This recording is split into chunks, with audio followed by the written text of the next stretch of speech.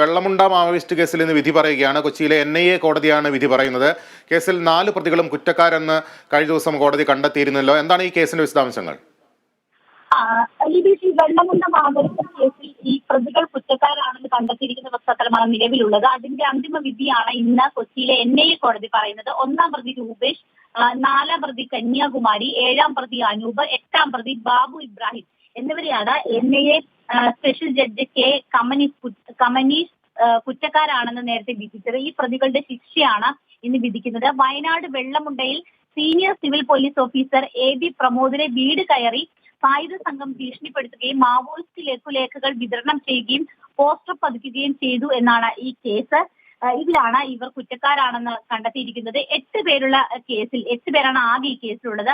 ബാക്കി 3 പ്രതികൾ പിടിയിലാകാനുണ്ട്. UAPA നിയമപ്രകാരമാണ് ഈ 4 പേരെ കുറ്റക്കാരാണെന്ന് കോടതി വിധിച്ചിരിക്കുന്നത്. ഇതിൽ രൂപേഷിനും കന്യാകുമാരിക്കുമെതിരെ ഗൂഢാലോചനയും തീവ്രവാദ പ്രവർത്തനങ്ങളും തെളിഞ്ഞുവെന്നും കോടതി വ്യക്തമാക്കിയിട്ടുണ്ട്. ഈ അനൂപിനും ബാബു ഇബ്രാഹിമിനുമെതിരെ തീവ്രവാദ സംഘടനയിലെ അംഗമായതിനും സഹായം ചെയ്തതിനും UAPA നിയമത്തിലെ 38, 39 വകുപ്പുകൾ പ്രകാരമാണ് കേസ്. ഇത് തെളിയുകയും ചെയ്തിട്ടുണ്ട്. ശിക്ഷിക്കപ്പെട്ടത് നിർഭാഗ്യകരമാണെന്നും ആരെയും ഉപദ്രവിച്ചതായി തനിക്കെതിരെ കുറ്റം ചുമത്തിയിട്ടില്ലെന്നുമാണ് കോടതിയിൽ രൂപേഷ് അന്ന് കഴിഞ്ഞ ദിവസം പ്രതികരിച്ചിരുന്നത്. എന്തായാലും ഇതിലൊരു അന്തിമ വിധിയാണ് ഇന്ന് വരാനിരിക്കുന്നത്. ലിബീഷ്. ശരി അശ്വതി, കൊച്ചിയിലെ 2 പ്രധാനപ്പെട്ട കേസുകളുടെ വിവരങ്ങൾ നൽകുകയായിരുന്നു AT അശ്വതി.